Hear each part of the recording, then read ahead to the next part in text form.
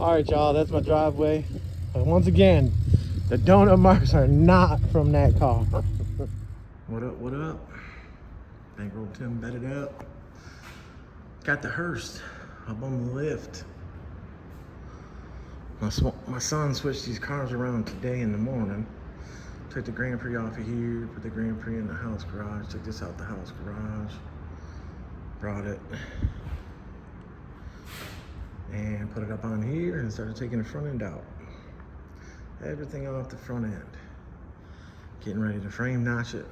I gotta trim the inner wheel well. Gotta clean up the frame rail. Gotta get this bracket off of here. Move that, so I'll cut it for now. Get the piece off of there. How I do my signature cut here. How I cut the stop off here for good travel. Gotta get rid of these. Well, and then you gotta trim up the plastic up here. Where these hooks. Yeah, this is all original stuff there. It looks like somebody changed ball joints. The bottom one might be changed. I'm not sure. I had to talk to the owner because he didn't get a big wheel sway bar. QA1 big wheel sway bar. But it had this one on there, which is, it's a pretty thick one. But obviously you can see these tires, which are just those counts right there, rubbing the sway bar. So we know the 24s will do it just a little bit more in the front. So I talked to him about that. I know it's been a minute since I was able to put this up on the lift. Trying to keep everything going. As you can see, my building, that's it. That's the metal outside siding. I went through and I spray foamed the bottom all the way around because there was big gaps that the air was coming up in, and you can see daylight down there. I still got to do this corner up to there, and then I got to do that one little small section over there. But it helped a lot. Right now you can hear the wind. So my wood burner right here, doing the pros and cons on it. I don't know. It hasn't even been lit in here. So obviously the piping to pipe that up and out of the building, and then go up some more on the outside. That black pipe, even the single wall, well, the double wall is like 50 bucks a piece. And I need 1, 2, 3, 4, 5, 6, 7, like 8 pieces plus the mushroom cap. So it's a lot of money. So I have the electric heater, the regular house furnace in the house garage that I'm not gonna be using. So I think I'm just gonna bring that out here, get rid of that cabinet, which has gotta go bye-bye anyways, it's all broke down. Put it right there. Obviously I can wire it to the fuse panel, have its own circuit breaker. Put the gas line out the building right there and do another propane tank. The one I got on the house right there, that's a 500 gallon tank. They said they have a 250, so half that. Put another one over here. I know somebody's probably like, oh, why don't you just run a line from there to here? Well, I don't know about all that. I'll get that furnace in here. The pros and cons to this. The pros, yeah, it's gonna be hot as hell in here. The con, you gotta keep feeding it, keep feeding it, keep feeding it. So I'd have to buy wood, this, that, whatever. That would probably make it way hotter in here than the furnace.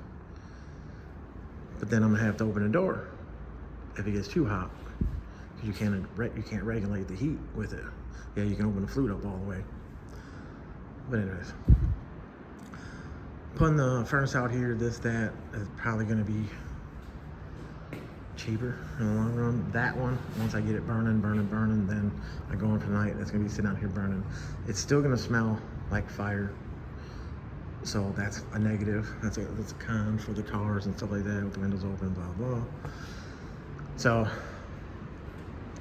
having the furnace be in here, you know, set it down to 50. And then if it gets that cold outside, or 45, whatever, it'll kick on anyways. Not that there's anything in here that needs to be kept warm. But I'm slowly gonna do the boards and the insulation and all that. I've been pricing all that stuff out. But yeah, anyways, I cleaned up way more of this over here. I got some parts for the Trailblazer.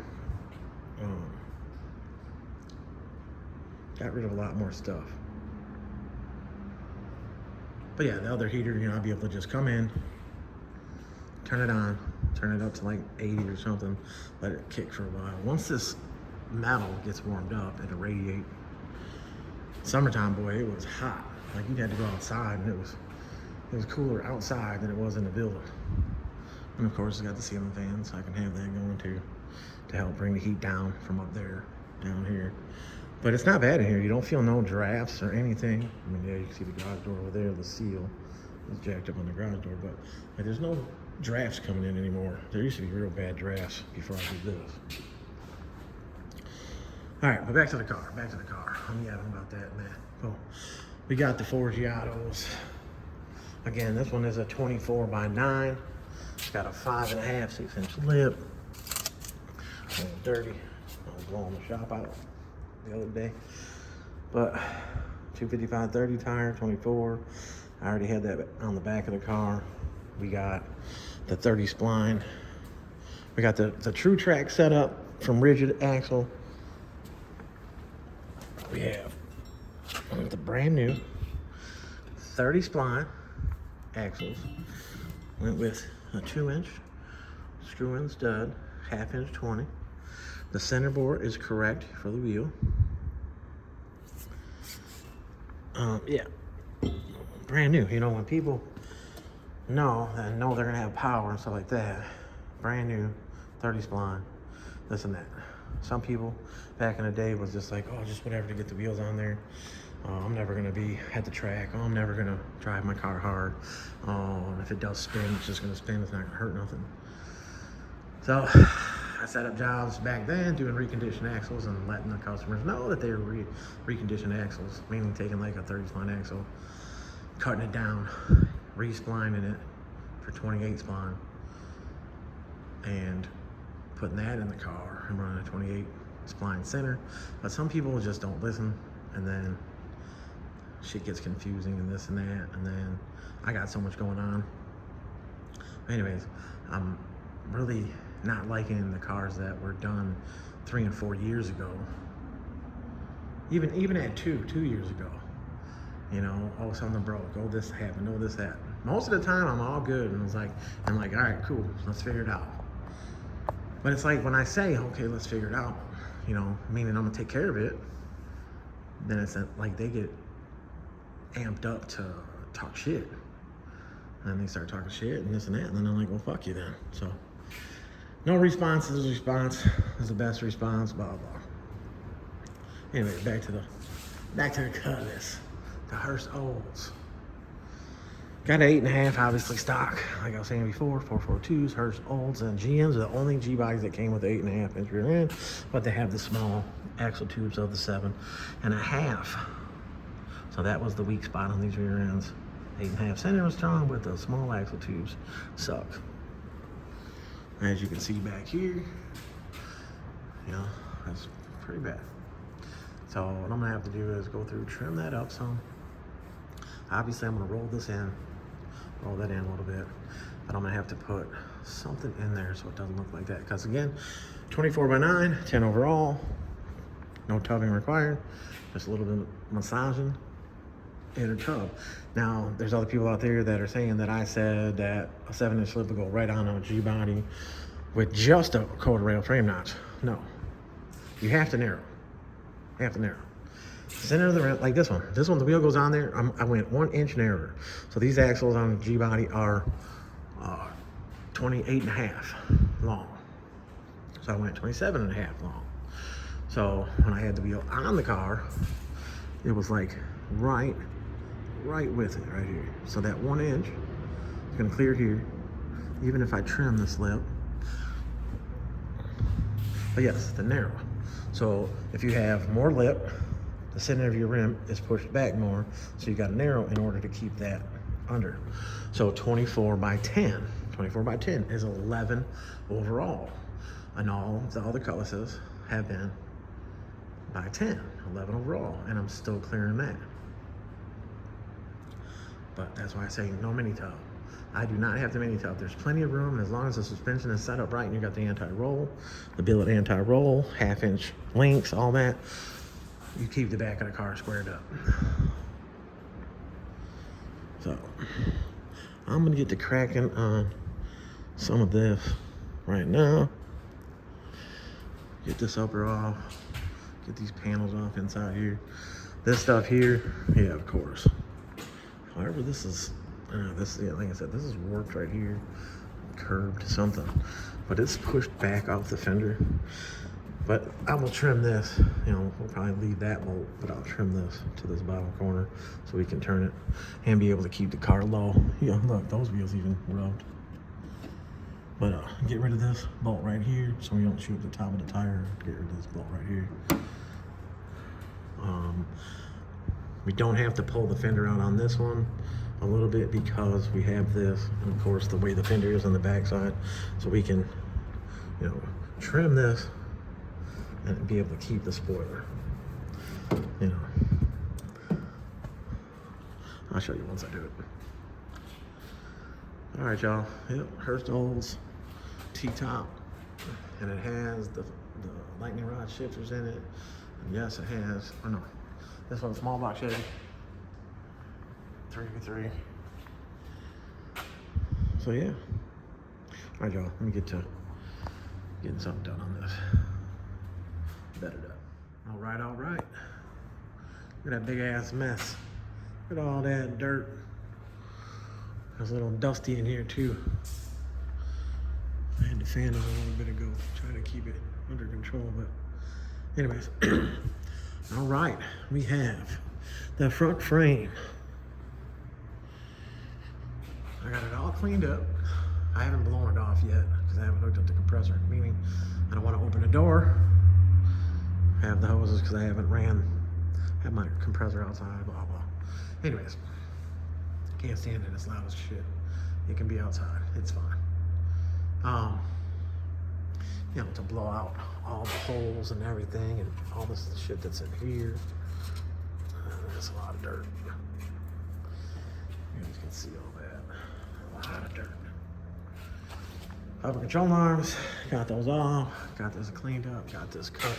So when the tire turns and you keep the car low, the tire ends up into this area. You can already see, obviously they got rid of the wiring harness that was on this car to run the small block. So that's a plus because you don't need all that damn computer wire stuff for these cars. But yeah, the tire wants to, when you turn, hit into here, but you got to trim it up higher. So a lot of guys trim it lower, but then you end up hitting this plastic. The front, like I was saying, you can see how it had this ledge on it, you know, a lip to it, and it had the clips for those bolts to go through. But you got to get rid of that, and a little bit of that when the tire turns again. But we want to keep the car as low as we possibly can in the front, and so I have full turn. So yeah, my signature, trim out, boom.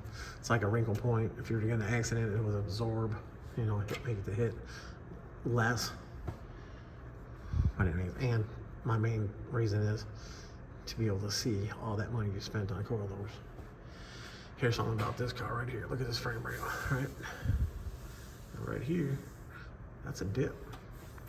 Why was it like, did the plastic sit here and hold debris behind it and cause this to rust? But then again, it feels like there's a dent all through there. So I don't know. But you know, when I get done with it, it'll be smooth. Smooth. Got the rest of the steering stuff off there. Got this side. And this shit right here, you just gotta go through and break off this little shit. I don't think I hit this side with the wire brush. And I'll still do all that when I clean it up. How I cut the fenders, which I can clean this up, but this car 442 takes these, and I was saying earlier about this being flexed or whatever. You can see in here, this bracket is bent, the fender's bent. I tried to straighten it up, but when I straightened it up, it pulled this plastic down off of this piece.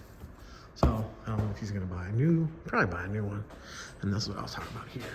The fender there, this is here. So why is this so far back? I don't know.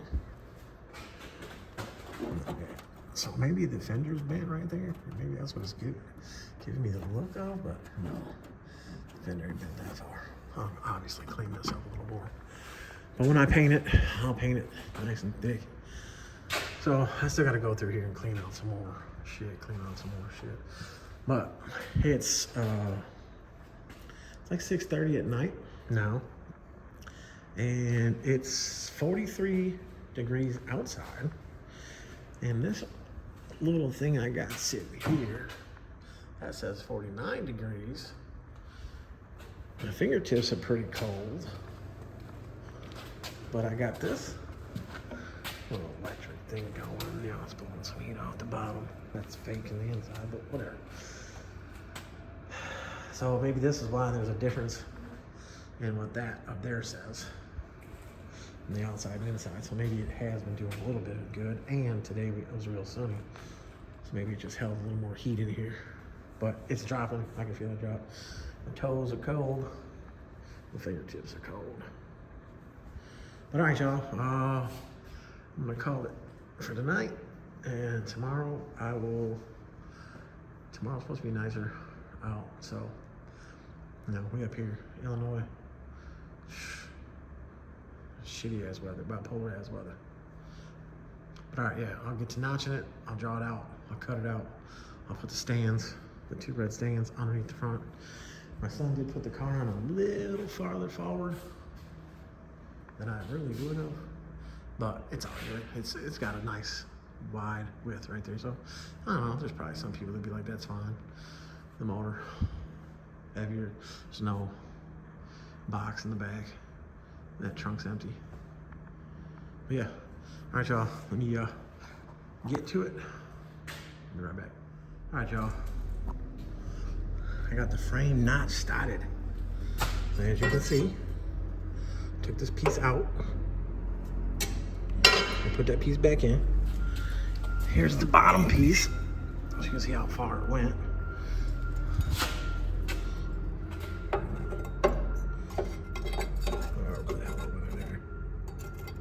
I bent the shit out of it. But anyways, you can see how far it went. And then the top, I cut it in a couple different pieces because I was trying to get to it. But as you can see, that one like that. Somewhere in there. Whatever. Anyways. Drew my lines on there, cut my piece out, cut this, took the little triangle out because how it overlaps. Cutting the brace inside there, you can go and you can weld this brace back in if you want to, or leave it, doesn't matter. Like I said, I put the 3/16 plate over this, 3/16 plate over this here, but obviously cutting the rest of that right there, I had to cut into this, but that it doesn't matter because I'm capping that. But yeah, slowly keeping it moving. And everybody's probably like, what the hell is all that beeping?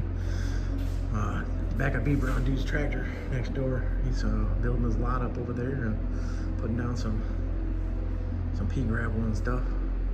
But yeah, it's in the other videos. You guys know what I'm talking about.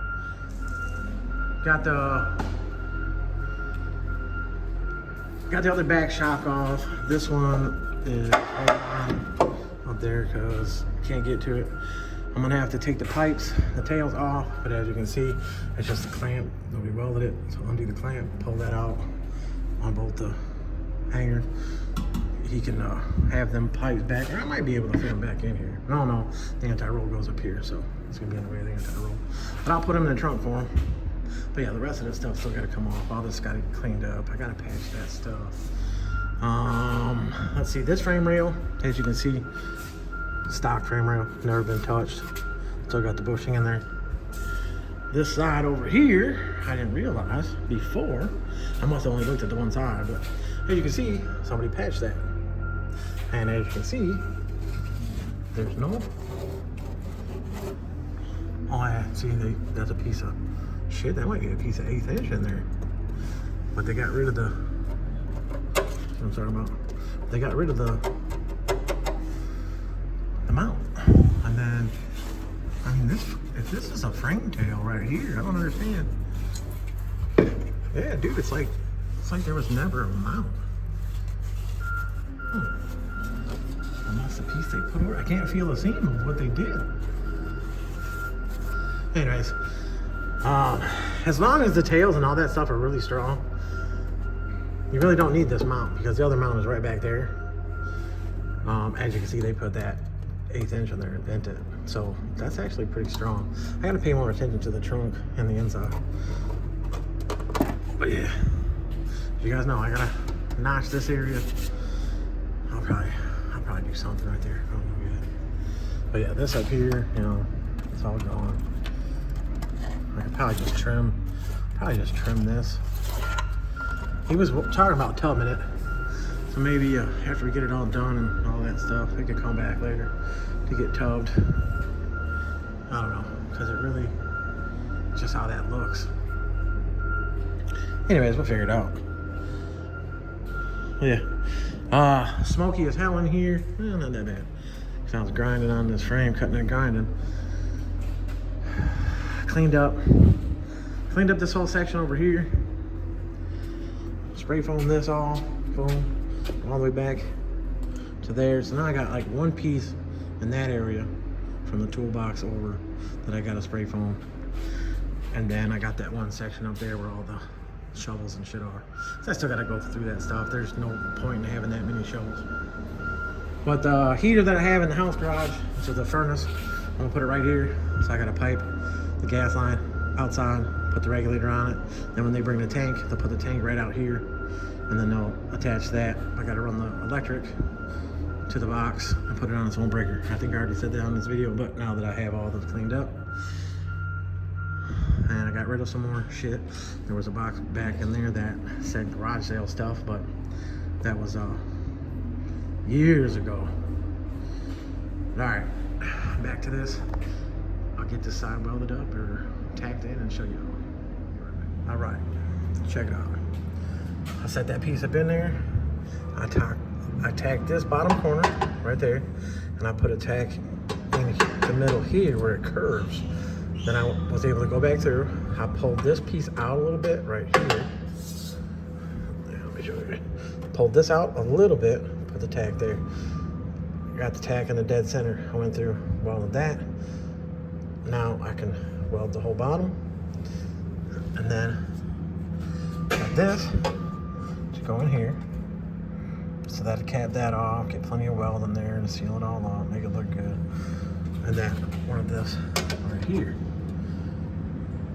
You know, leave a nice little gap so that way you can fill it. And then when you're grinding it to make it smooth, you know how much weld you got inside there. So yeah, moving right along. But the temperature has dropped, and this thing I think I was beginning to say it before, but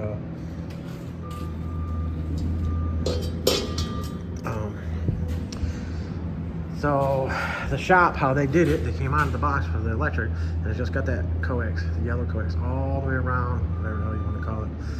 So it's a 15 amp breaker, I think.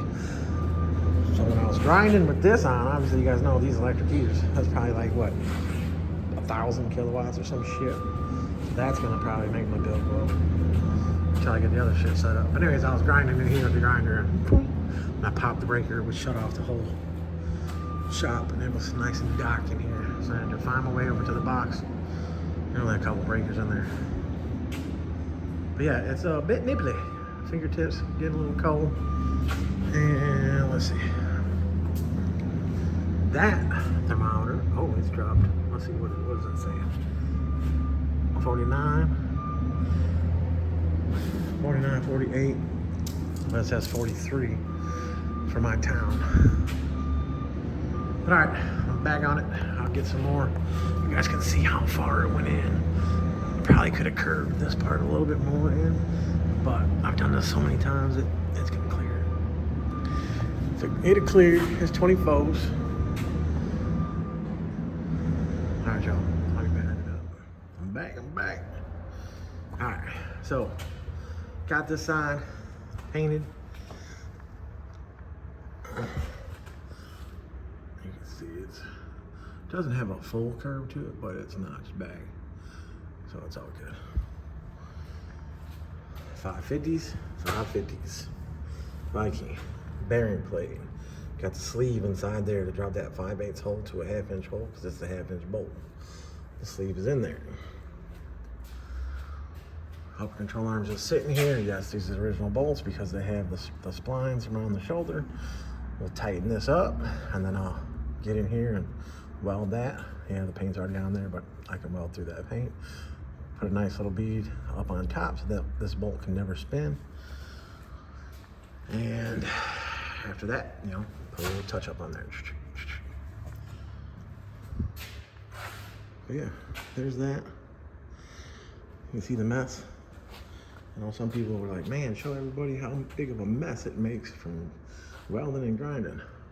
I welded that one time, fully welded it. And then I was able to go through and grind it. I used 2 grinding wheels. Just like I said, these 40 grit wheels off of Amazon. Yeah. And I read on this thing, 1,500 kilowatts. It's a lot of electric. Just cut this side out. Got the piece down over there. So see, like I said, cut that piece out. You bend these sides in. You cut off the bottom, cut off the top. Then you go back through here with the grinding wheel and you clean this up. You get you a curve to it or whatever. You can see the double layer there, the double layer up here. So I might have taken this one back a little more on this top, but it's all good. I'll get that all filed up, make it nice. And you see I got the stands on both sides.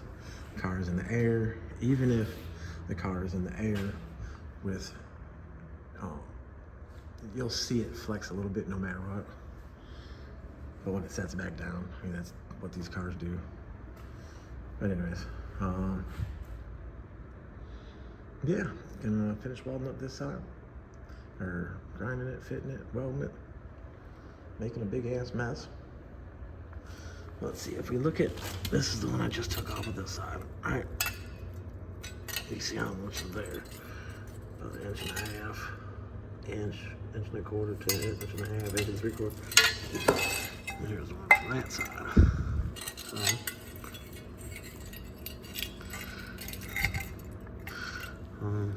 not too shabby, right? If y'all see what I'm seeing. Just a little different right there, but I'll be able to curb it.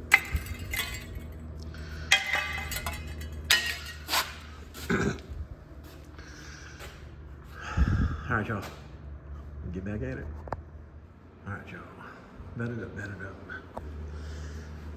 You guys, I don't know if you see it. See the haze in here?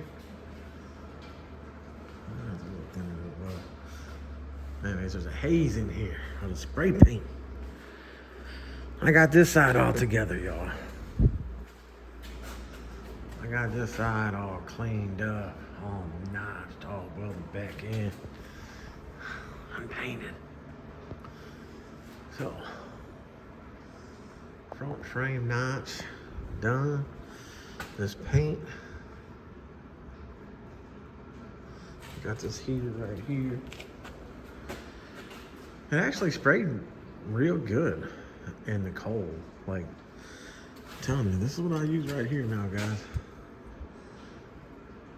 This is the satin. You can find this on Amazon. A 6-pack of these on Amazon. I think it's like 53 bucks, something like that. And there's the part number. What's that say?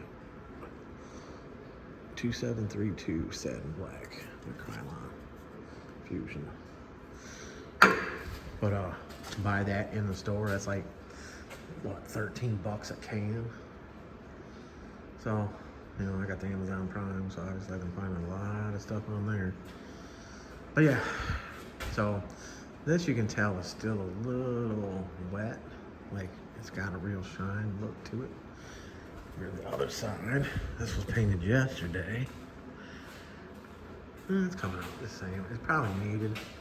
Probably needed another coat on there, and I didn't do it, and then my son put the suspension in it today, so I could probably just hold that arm up, probably put another coat on there.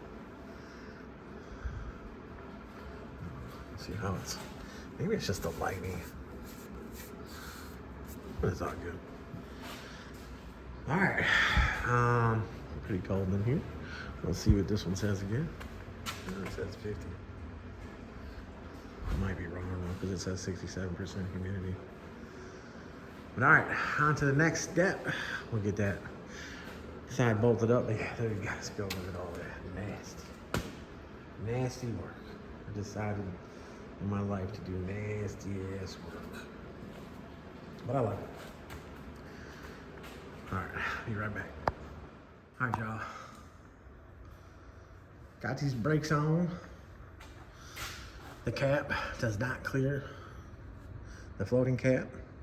Maybe if it was a regular cap, it would clear, but it does not clear. So put the wheel with cap on there, put the wheel up there, boom, it hits the cap.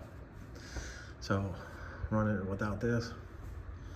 The back of the wheel seals to this, and you got these holes open, whatever. So the cap seals to the rim. It's got the O-ring in there, so you really shouldn't see oil and stuff come out. You know, this grease when it gets hot, whatever. But that's what happens.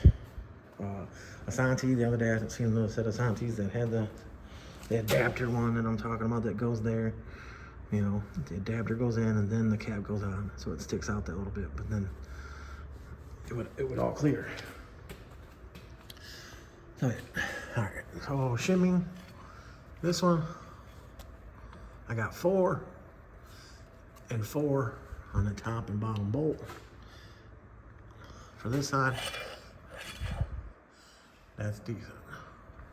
This side over here, I have, I think it's 3 in top and 1 in the bottom, but I'm gonna go ahead and I'm gonna put, see how much of a gap is in the front pad. I'm gonna go and put probably 2 more down here and it'd probably be fine. But this one might end up being 4 and 4 too. But I feel the back pad dragging a little bit. But you want that to be evenly spaced. Well, there's too much room in the front. Way too much. Little tedious shit right there to do it right. You know, you might have to take it off now a couple times. Those little gold shims. You guys can use a little bit of grease for these little gold shims. Put a little bit of grease on them and it holds them together. And then that way you can put them in and out easier. But, all right, open up the rear end. I have a 430 gear going in this. The 30 spline axles. Somebody had said before 430. Oh my God, ooh, what's that? So you got the 24. I was basing on the stock wheel, which that stock wheel, or you know, the rollouts that were on it. That wheel is probably 26 inches. That's 30 inches tall. Gear ratio wise, this and that. Owner said he wants to be able to do burnouts and stuff like that. He's not going to be on the highway for shit. He might drive back and forth to work, and he doesn't mind it having a little bit of RPMs on the highway if he does have to use the highway or whatever. So that's all good. So these cars, 8.5, and from what I know from back in the day, 342s is what these things came with. Well, this one has a 373 in it. So based on how the car was acting before, a couple hole shots in the street, you know, and it was only getting 1 tire, so there's no sense in flooring the shit out of it. But it's got the healthy ass little 383 in it. So going from, you know, from 410 to the 430 is a plus, because now it has a 373 in it, and the way that it was acting with the little tires, it wasn't allowing it to get up into the R's. So now if we would have just went 410 and we go right up to the rollout difference of those two, we'd have been right back where we were. Not saying you couldn't have brake torqued it to sit there and, you know, once it spins a little bit, bam, I don't know what the stall is. It feels like it's got a little bit of stall in it, so it does have a little bit of stall. You know, you can bring it up on the stall and then let off the brake to go and spin, which it would have most likely did it with the 410, but he said he wanted to be able to do burnouts, donuts, whole shots, shit like that. Bam, so with the 430, and again, it's overdrive trans. So, but yeah, got the rear end. I had my kid, oh, he took it apart. Took the rear end apart, boom. Still gotta get all this stuff done in the back. This shock didn't wanna come out. I gotta cut the bolt. Gotta get this bullshit ass brakes off of here. But yeah, all that stuff. Got the big rim, sway bar, so it's narrow. See the plate up underneath there? Man. But I gotta paint the inner outer tie rods, center link. So I'm about to lay that stuff out, the box, close the box, lay it out, and I'll be able to paint that stuff. I gotta wait for it to dry. But yeah, I mean, it didn't come out too bad. This side possibly could have used a little more paint on the frame, but it's all good. All this stuff's tight.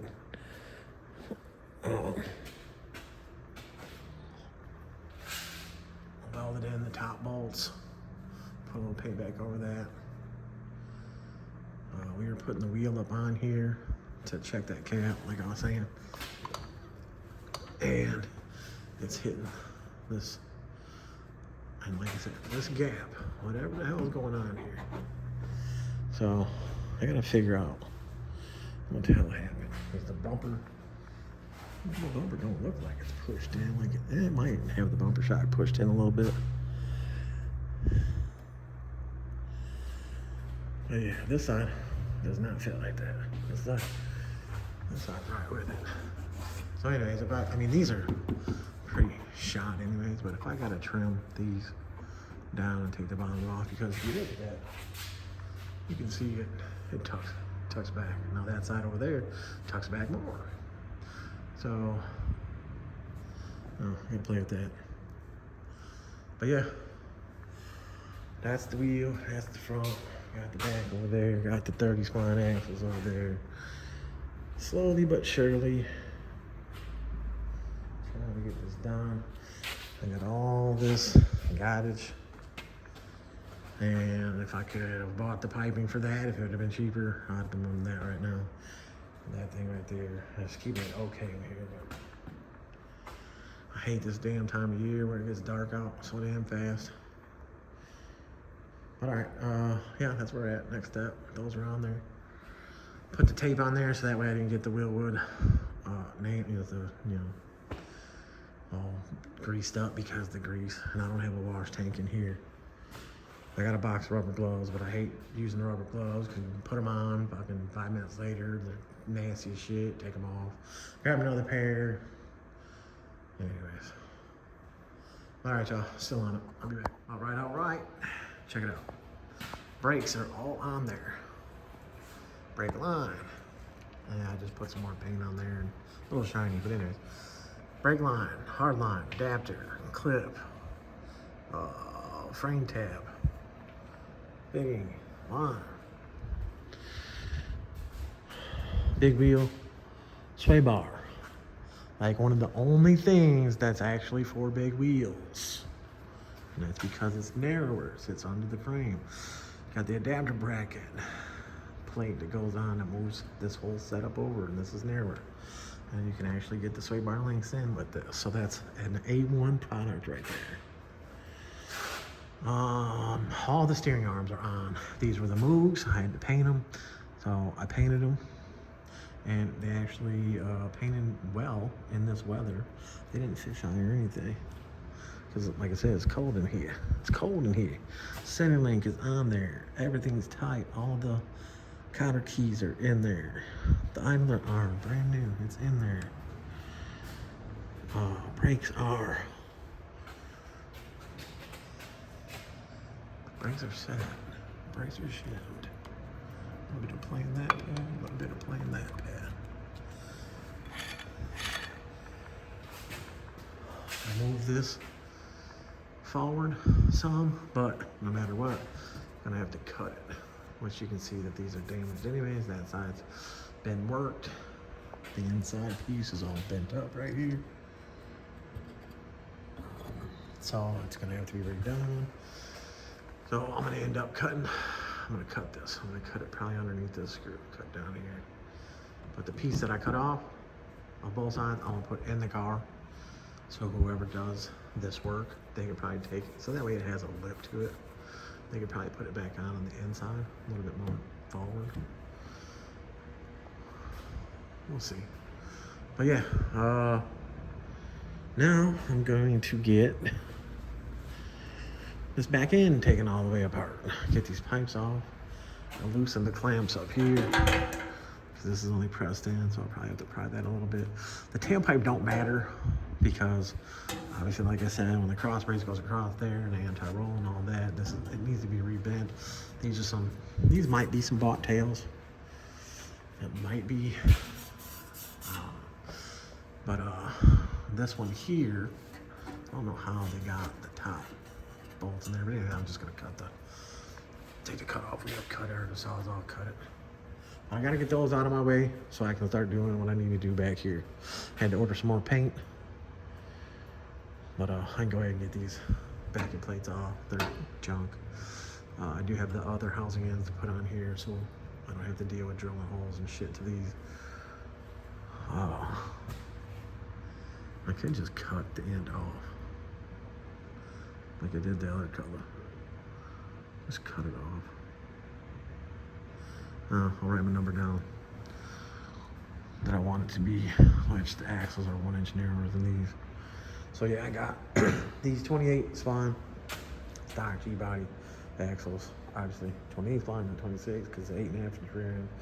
I had another set of these at the shop. The shop I had before this, and somehow they're gone. So I don't have them here nowhere. I like to say stuff like that, but anyways, whatever.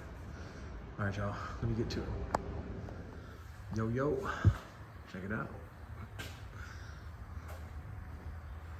Like I said, I trimmed that spoiler, put the pieces in the car. So whoever paints it. I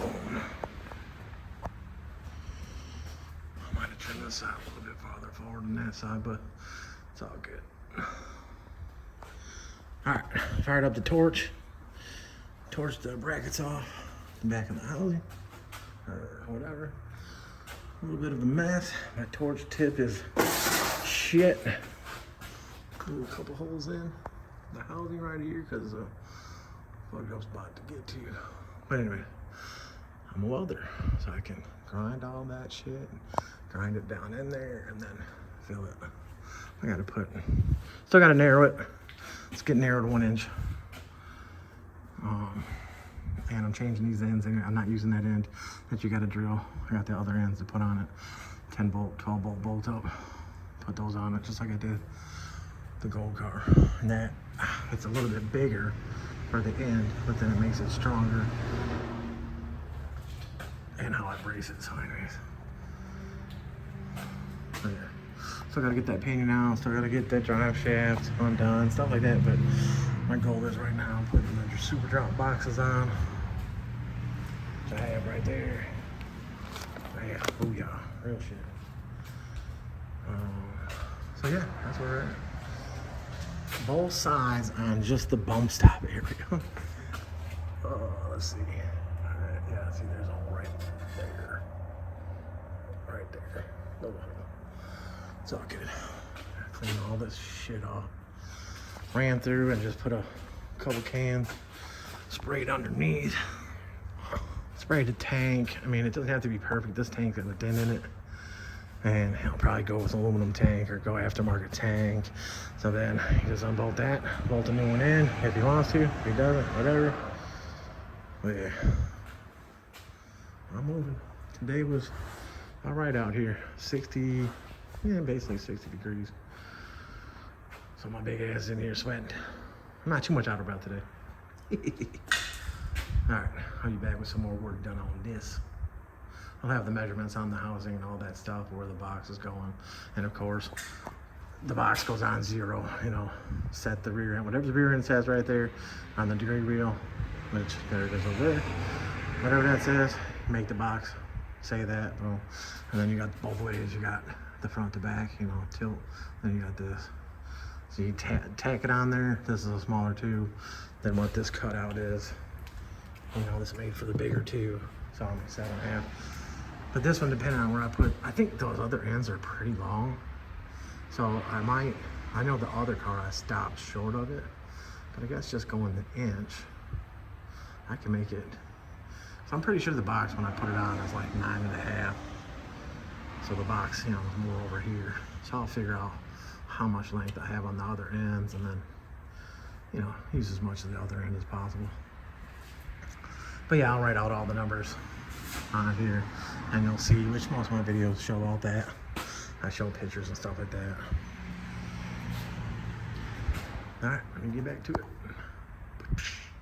We back to it. All right. So, got the super drop boxes on there.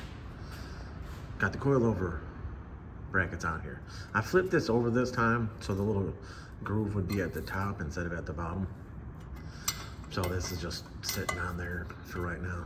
That's not how they're gonna sit. They obviously sit the other way. But yeah, those are on there. Housing's narrowed. This end, like I said, was bigger. I beveled the shit out of it. Capped the top of this. Once the paint gets on it, it'll look better. I had to offset these in a little bit because my number from here to the outside of this box is 9.5. I should have went 9.25. And that's so when the coilover goes on, the spring clears the frame. I don't have the cross brace in yet. I'm about to put that in. But yeah, you can see I offset this a little bit that way. And the weld, the lights are gonna blind the shit out of us, is overlapping the weld that's on the box right here. So it's penetrated all the way down. Not perfect welds, obviously. I mean, they're all right, they're just not. You know, when you butt it up against there, then you gotta go on top of it. When you can leave a little gap is what you want to be able to fill. But leaving the bolts in here when you do it, you got to go around the bolts. This side, more in the open. This one over here, a little bit thicker. Well, but I'm out here in the cold. I clocked the ends.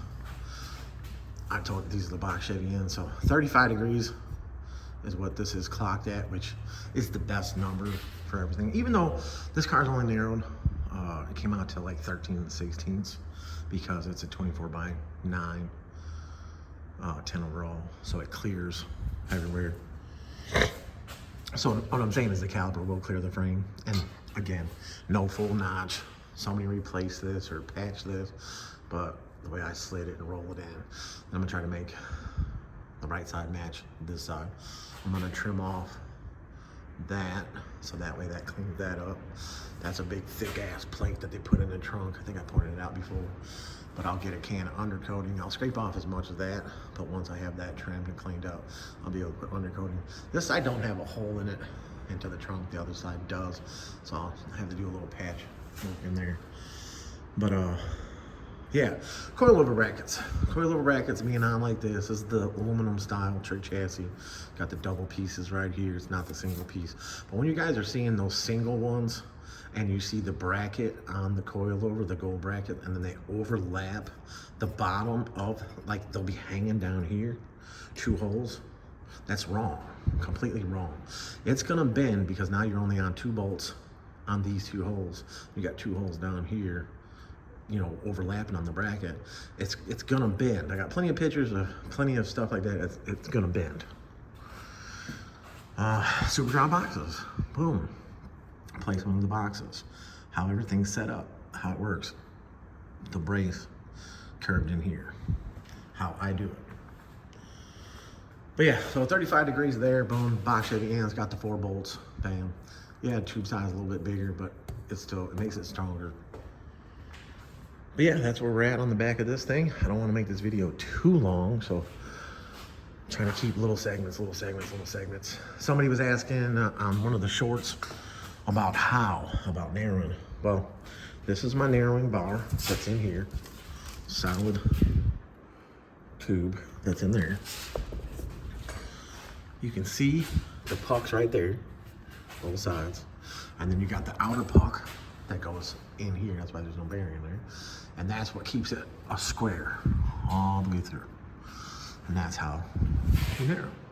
So yeah, this one comes out to, from this edge, 16 and 7/16 to the inside of the back right here. And originally it was, there you go, 17 and a quarter. Well, I know, my writing's nasty, but all right, keeping it moving. Bet it up, bet it up. Be right back. All right, y'all. Wasn't trying to make this video that long, but been slow dragging because of the heat setup in the shop. I went ahead and got it totally hooked up. Got an inducer fan.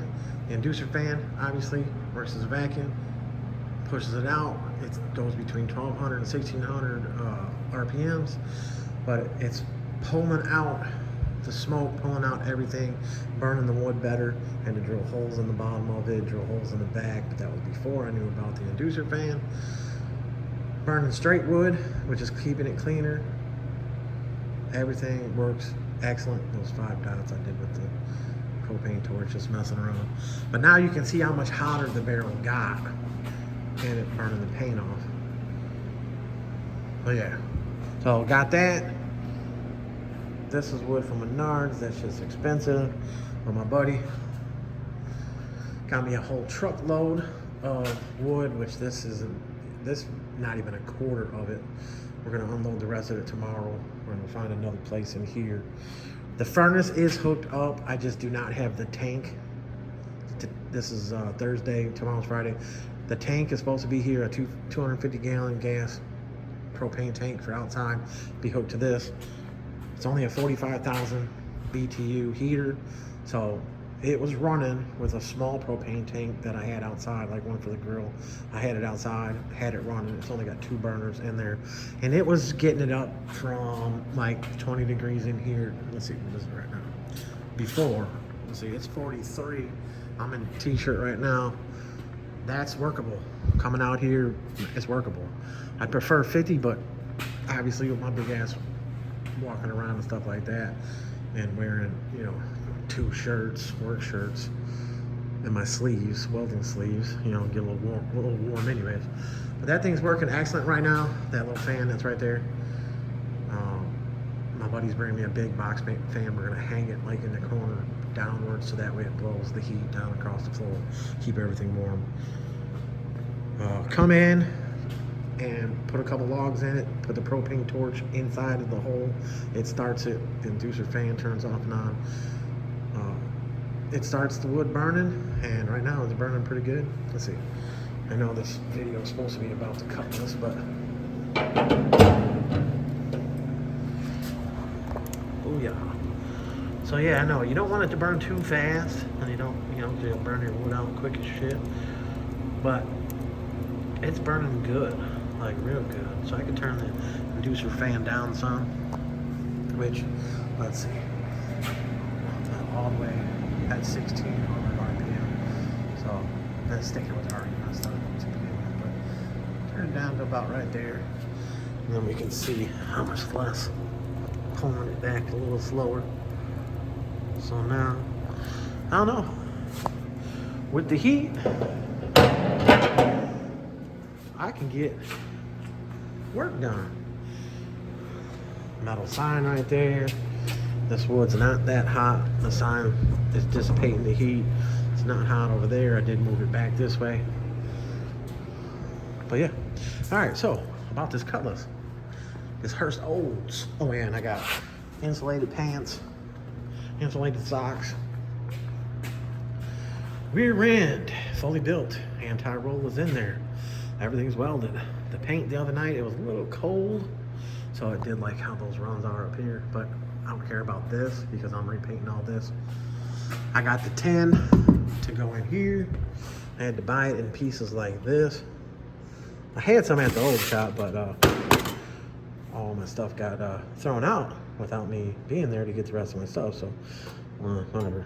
So it's just 22 gauge steel. So I'll be able to, you know, get in here, tack it, you know, clean this up some more, tack. I got it pushed back enough to where I want it. I trimmed off the piece that was, you know, I'm gonna trim it a little more right here.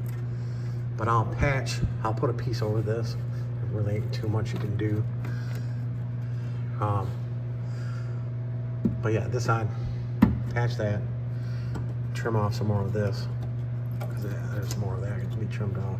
That piece is part of the setup. But anyways, get this notch done. Anti-roll's all up in there. Everything's fully welded. Like I said, I weld both sides. I get 3/4 of, well, that one I got all the way. This one, both sides of the weld. Yeah, that one, yeah, I got that one all the way too. The anti-roll mount goes on the inside of this, not on the outside. You'll see people put it on the outside. That's wrong. It goes on the inside, so the weight and the pressure's inside. But this bracket has to be welded on both sides. So you got to get it up there in place. So I drew lines, squared it, all that. Because if you're off a little bit, you know, twisted this way, you're gonna throw everything off. But it's in a good spot. Tabs around here, fully welded. A little booger at the top, but both sides. Well, the inside, I got to round the edges of it. These ends were, you know, the box Chevy ends, so I changed it to this. So now, all right, this brake kit is actually, this is the first time I've ever seen this from Millwood. This is a cast iron backing plate, right? It has the little groove in it for the little groove of the, which I file these down, but it has it so it fits on there. Now, I haven't seen that before because normally we're dealing with an aluminum backing plate, but this is cast iron. So I'm gonna cut this piece off, this e-brake area, because we don't need to take the e-brakes off because I don't use that bullshit. But what I'm saying about this end is, this end was made for the Gbody housing. The 2 little holes at the bottom, and then the bigger hole. So see, I need to be where my thumb's at. So I'm gonna take this bottom hole, drill it to 3/8, both of them, be able to bolt it on, then mark the backing plate from the back of this hole through with my marker on the back, and then I'll use the center punch, make my mark, and drill it. So all that shit I was talking about, not wanting to drill those stock ends and this and that and changing to this, don't get me wrong, the other brake kits, and when the owner asked what brake kit to get, and I said, man, just get it for your car, this and that, I wasn't thinking, because I never seen this, and this is fucking heavy. But the aluminum backing plate would have been the way to go, and the brake kit number. So I need to start keeping files and documents on all these damn builds and measurements and this and that. So yeah, got the 30 spline center in there. You guys can see how it's riding. It's 8 thousandths is what I got in it, but you can see, boom, you can look up the patterns and all that shit. But upper control arms I still got to change. They were in here, somebody, whatever, you know, the other red bottom ones are over there, they're stationary. Those are coming out. The double adjustable trick chassis going in there. I left them in there to set everything. The rear end did have a lot of shit on it. I tried to clean off as much as I could. Once my bench is, you know, the wood bench that's right there, and I get the metal on top of it and stuff like that, I'll be able to do what I did before, just take the rear ends completely out, build them on the bench, because it's a pain in the ass getting all up in here. But yeah, we got that. Oh, here we go. Look, there's the bracing. Bracing's done. The muffler fits right in there, exactly how I wanted it. The clamp went right back on, just angled it upwards. It's got clearance. Boom. So, another thing with frame bracing and stuff like that, guys, gotta make sure your exhaust clears. This one is a offset inlet, center out. So, it's actually gonna come right between the spring, which I have the spring, the coilover all as close to the frame as possible. So you got this area right here. So a good exhaust shot would be able to take that, bend it, and shoot it right back out. So yeah, look at that. That's that candy paint dripping. All right, y'all. Fucking this video long as shit, but brand new bearings in there. brand new seals, all that's on there. The grease is in there, so the grease could be on the seals. 30 spline axles going in, all that shit set up. It's all painted. In the red zone, This side, like I was saying, this is a piece of 1/8 inch plate. That's thick ass plate. I know I was showing it earlier. So I'm gonna straighten this up just a little bit more. Tap, tap, tap, tap, tap, tap. These wheels are 24x9, so they're only 10 overall, but somebody, you can see they plated over the frame. So this is gonna take me a little longer to cut this on because all this is 1/8 inch. Cut, grind, get it down some. That side over there, I'll be able to go thicker with my weld, so that way if anybody was to look at it, you know, it would look kind of the same. This side wasn't bad right here. This is just because I was painting. I wanted to get paint all in here. That's another reason it ran. But this is not that bad, but the piece that I'm gonna put across here on that side, I'm gonna put on this side, and I'll just angle it here, or overlap it, maybe cut it, and then tack, tack, tack, tack, tack, so it hides this. I mean, it's not separated, so I'd be able to clean that up. But yeah, that's gonna look better than that when I'm done with it. I mean, that's what I don't get, is how this is, there's no hole, absolutely no hole. Now, I've seen some aftermarket ones too that didn't have a hole for the body mount. That's pretty thick right there. So I got the body lift plastic cups. I'm gonna put the body lift plastic cup in here. I'm gonna fit it in here and tap it in, and I'll probably just glue it in there, and that's just gonna give it some support and stability, because the other mounts are good. I mean, really is no other way right now besides redoing the whole tub, the whole trunk pan, because they went into the whole trunk pan with 1/8 inch. There's an 1/8 inch up here, so they got it pretty thick. But I'm gonna put undercoating in the tubs, just on the tubs. Of course, when my frame rail's done, it'll be cleaned up real nice. I will trim the lip a little bit, but yeah. All right, y'all. Bankroll Tim. Let me get some more of this shit together. On the Hurst from New York. On them Forgiato'S with them floating caps. Again, see how that cap sticks out? All you other rim companies, you need to stop flush mounting. Let the cap stick out some. Even if you gotta make the cap just a little bit thicker than that to stick out. So that way you're not hitting the spindle. Yes, I did get rid of the Wilwood caps off the brakes, because with the cap on there, it hits and it stops it from floating. Mr. 75's video the other week with that box Chevy. Yeah, we don't even talk about that. The 79 Landau, 78 Landau. But anyways, his caps were hitting that, and they were like, oh, the caps were bad, this and that. No, it wasn't the caps that were bad. It was that they were hitting the damn spindle shaft. I shaved the spindle shafts down. Forgiato'S set out more, so you don't have to shave the spindle shaft down. You just got to take the cap off the brakes. So every once in a while, if you want, take the wheel off, check the grease, stuff like that. The back of the wheel is sealed to the hub, so no debris is going to get in there. If you're driving and the grease that's in there spinning, you might possibly see come out here, but there's an O-ring back here, so you're not going to see that. So some people will say this, some people will say that, blah, blah, blah. So you just got to look, figure out things. Everything's 50-50, you know.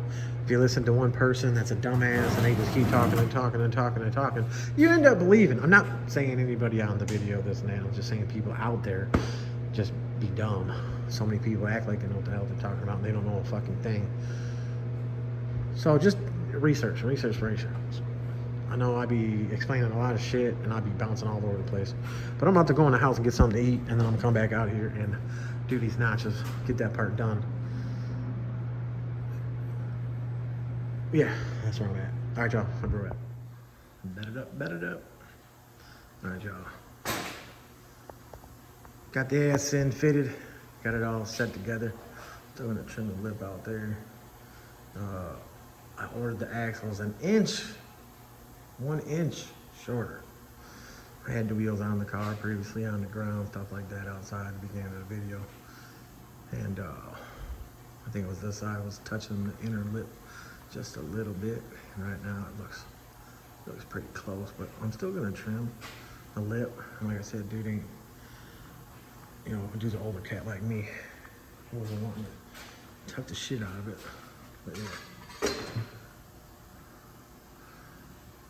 Actually right now I only got the right rear frame rail notched.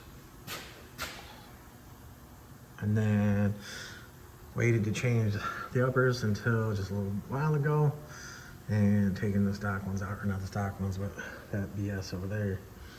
Then when me and my son were putting the uppers in, the rear end was on an angle, and the rotor ended up digging into my paint on the frame that I had previously fixed from the run marks that you seen just a little bit ago.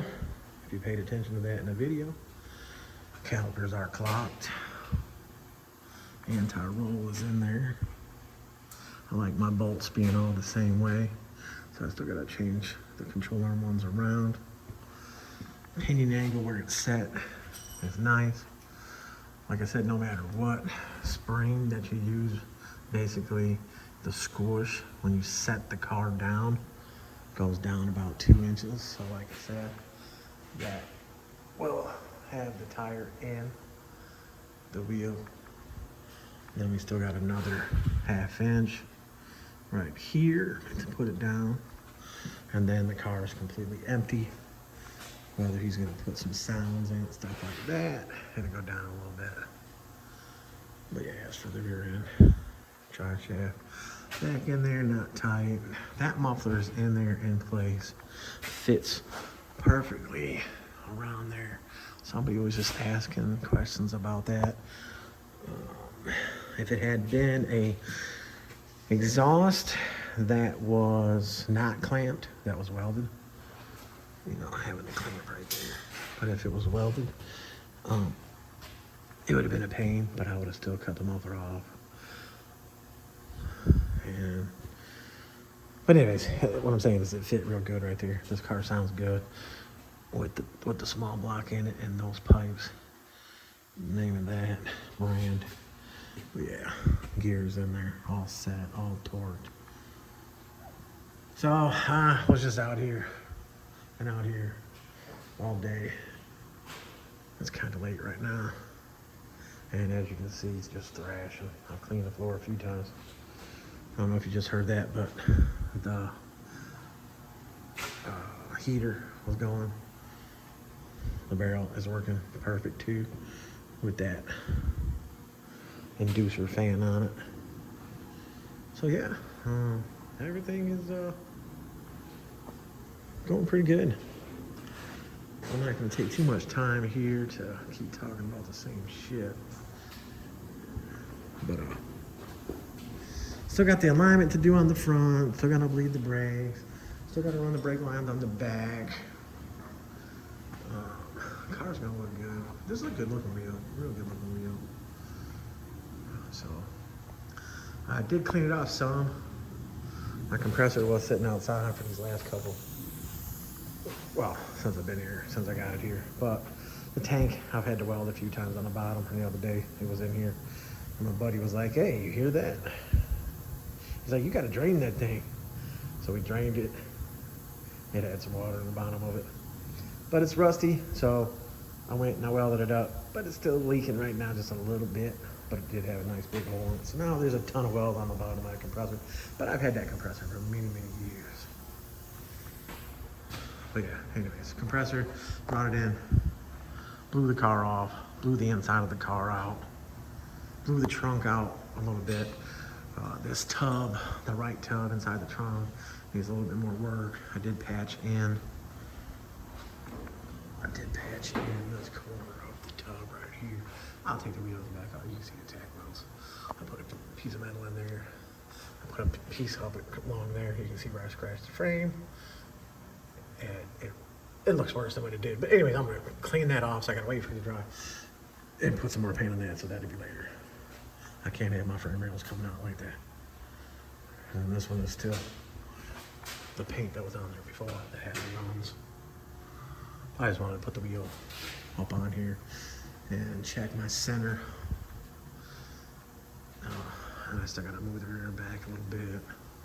And just adjust a whole bunch of stuff. You can see that corner more. I lean them in at the top just a little bit. But you can see this side is just a pinch in more on that side. I had the rear end all squared up. But these quarters, this side has got a quarter over a quarter, which you can see right there, quarter over a quarter. I think this side's the original cord, they just fixed it. But anyways, yeah, so you don't see that on that side. Or maybe you do. Maybe that's how it's pressed. I'm gonna trim that lip anyway. All right, y'all. I know this video is long. I wouldn't have been talking about all this other shit I got going on. You can see that, you know, whenever we look up at the tires to the cores, it always looks like it's close with them. When you set it down, like that right there, set it down, and like I said, we already know that we had the weight on the rear end when we had the wheels on the car before, and the right tire was touching a little bit, left tire was clearing. So the axles, like I was saying, went 1 inch shorter, but they came only 13/16 shorter. I don't know why they keep doing that. If I ask for the axles to be 1 inch shorter from stock, and the number's 28.5, I should get 27.5. But it came only 13/16 shorter. Then you add in the thickness of the drum to the thickness of the rotor. That changes a little bit. So now the narrow is really only what, fucking 5/8 of an inch. Should have went more. Look how much clearance there is to that frame all the way. I should have just went ahead and went 1.5 inches. Or my old style, you know, I'd narrow a little more and put a 3-inch studs, and then if I need to bring the wheel out some, run a 1/2 inch all-star spacer. So I should have did it that way. But it's all good. Bed it up, BANKROLL Hurst. Get some footage of it outside on the ground and running maybe a whole shot. Cut that up. Be right back. All right. Check it out. It's done. Went out in the driveway. Did a couple little hole shots. Was breaking the brakes in. Yeah, breaking the brakes in. I got the fronts broke in just from driving up and down the driveway with my foot on the brake pedal a little bit. It was screeching real loud, you know. But didn't take it out on the street yet, because the neighbor's a crybaby. Be calling the police about shit. Only got 3 neighbors out here, maybe 3 neighbors out here. And the one right next door gotta be a crybaby ass motherfucker. I offered him a beer one day. I don't drink. 53 years old, country bunking, but crybaby. A male Karen. Man, frame braced up in there, exhaust back on, exhaust all clears. I know you guys seen this. Boom. Ladder bar cross member, basically is what you call that, but I bent that. And that's only 1.5 inches, 1.5 inches into there. There's no notch to the front of this frame because we still got all there, so there was no point in tying to the upper tray, but that would be easy to do with a set of tie bars. Mufflers could be straightened out. Tailpipes could be put on right here. Go up over the rear end, boom, go between here, and come out, bam, so that can be done. The ones that were on here, over there on the floor, they won't go back on there because of the coilover area. It did good. I drove it around the house, through the yard, and the suspension worked well. Whole shots, the 430 gear in it with the car in drive, and just cruising down the driveway. You know, I got the longest driveway, just cruising down the driveway and just fucking hit it, and that motherfucker just fucking tears it up. Maybe tomorrow I'll get a daylight whole shot in the driveway. But there it is, y'all. I had it in the front of the house for a little bit of pictures, a little bit of video. I went to make a video on it out there for this video, but this video is already long as shit. And I forgot because my hand got cold as shit. It's only like 12 degrees out. So then I was in here messing with it and messing with it. I did what I had to do. I had little paint spots I had to paint from the position of the lift where the pads go, so I had to move those, boom, paint that, bam. Adjusted the steering, put 2 more washers on. 2 more washers on here for the steering stop. It's got plenty of steering because I degraded back. But rubbed right there a little bit, and we're talking full turn, and it rubbed on the top of the plastic right there. Very little bit. So if you look at the tire right here, you can see it just barely touched it. This side over here, gearbox area, you know, it touched, but the washers now take care of that. As you can see, the wheel mark is back farther. If you look at other guys with 24s, it's farther forward because they want to shim the upper control arm farther forward, which they put shims in the front, then it brings the wheel forward, which is dumb. Or they want the spindle to be straight up and down. I agree the spindle's back, so I put shims in the up of the back control arm for that sport steering, and that gets rid of all the play that's in the gearbox and all that shit. So, alright, yeah, when you put it on the ground again, I mean, it sits good. Went ahead and went all the way down on the coilovers on the back, on the brackets, but it sits good. It doesn't have any weight in the trunk. You put some weight back there, some subs, whatever.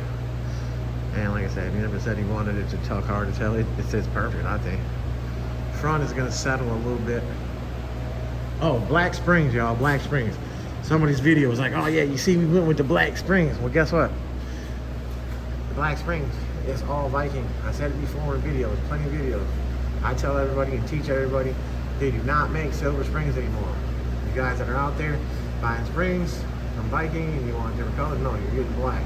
They used to do the silver. The silver used to be off, some would be real shiny, some would be dull. So they went with the black. Maybe the black is cheaper. So you guys, you know, powder coating, changing their colors and all that anyways, the color don't matter. But when people are like, oh yeah, you see that, we wanted the black spring. Okay, like it only has black springs now. I know somebody's probably like, why the back one's blue? These back springs right here are strange, is what these are. They came from Alex at Trade Chassis when this guy ordered all his parts, and this was what was available at that time. We did have time, but then again, when this stuff was ordered, it would end up being a silver set.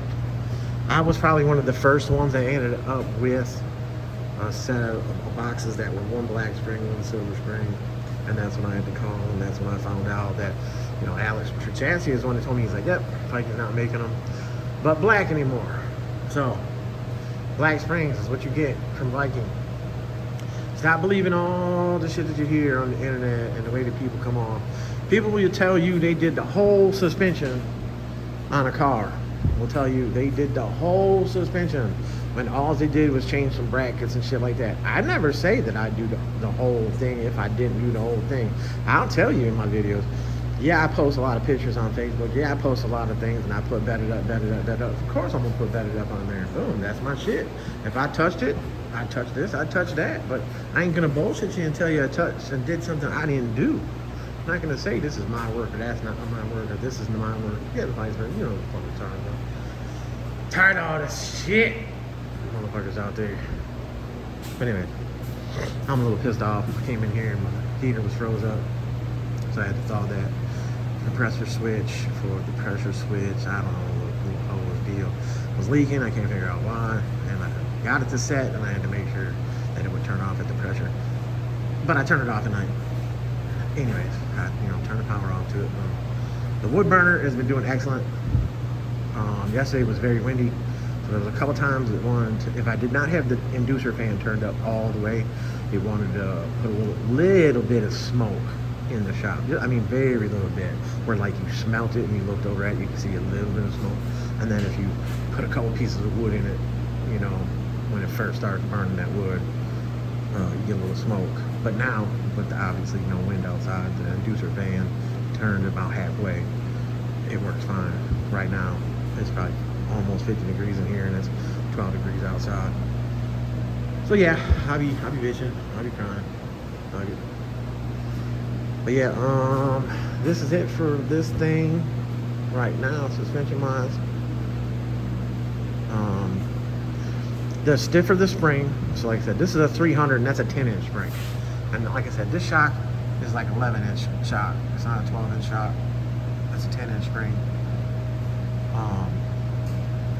You could easily change the spring to a softer spring and go with a 12-inch spring on here if you wanted to soften it up some, but I didn't even check the tires.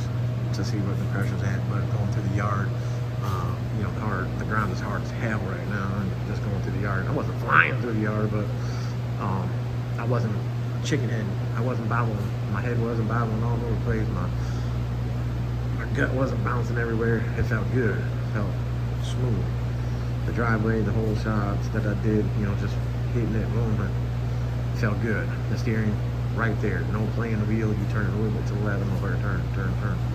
I was waiting for that neighbor to come over and say something, and I was gonna tell him, you know, you want to talk some shit? You want to throw these hands? What you want to do, motherfucker? Because I'm tired of the bullshit. Everywhere I've been, every shop, every this, every that, end up with some crybaby ass motherfucker. But this dude's such a crybaby. He be calling the cops. So the police was here the other morning. My wife had talked to him because I had a buddy's car over, and I did some donuts in my driveway. And it was like 2 days. Let's see. It was Friday I did it, and then they came Sunday morning, somewhere right there, Sunday.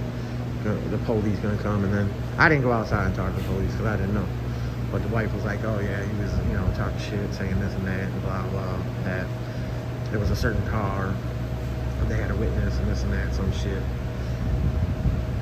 But anyways, I should have just went the fuck out there and like, you know, get the fuck out of here. I'm tired of this bullshit.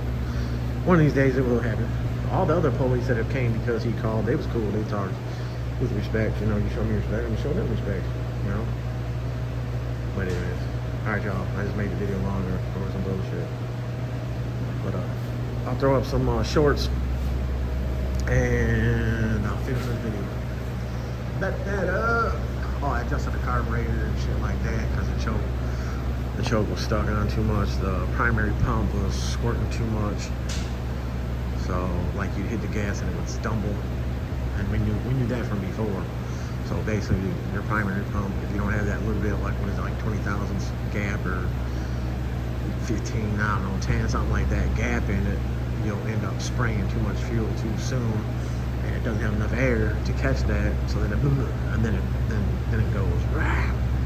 So primary pump, you want some play in it.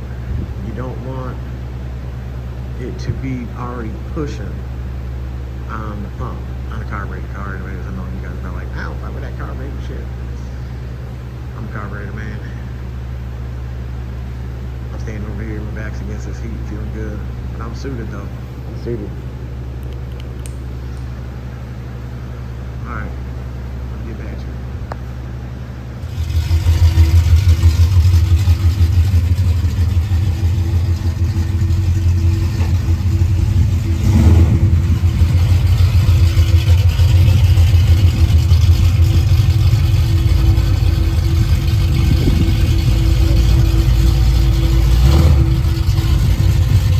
Took it down the street, like 2,500 RPMs at safety. Ran out of gas, threw a little gas in.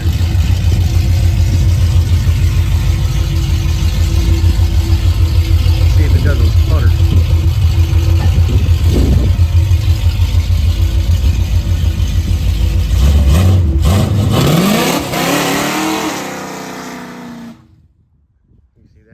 First, second, third.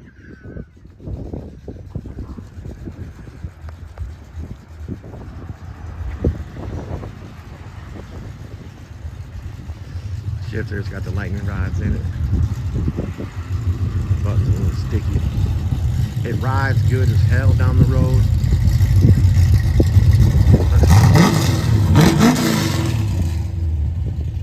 Sounds good as well. Put it in first.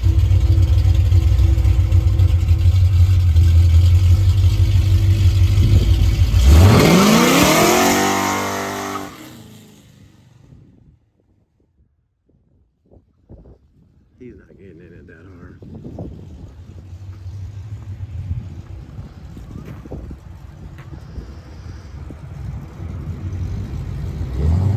Being cautious.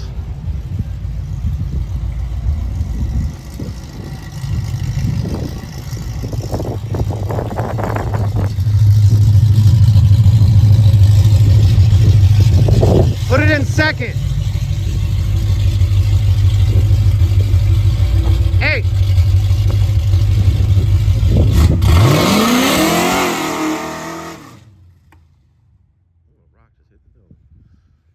heard it start to come alive. But yeah. So debating on whether should have put a it had 373 in it when I thought it had a 342. But the 430, between a 430 and a 410. I mean, power wise, we took a valve cover off because it was leaking, and it doesn't even have roller rockers on it. So this is a 383. Brake torque it a little bit.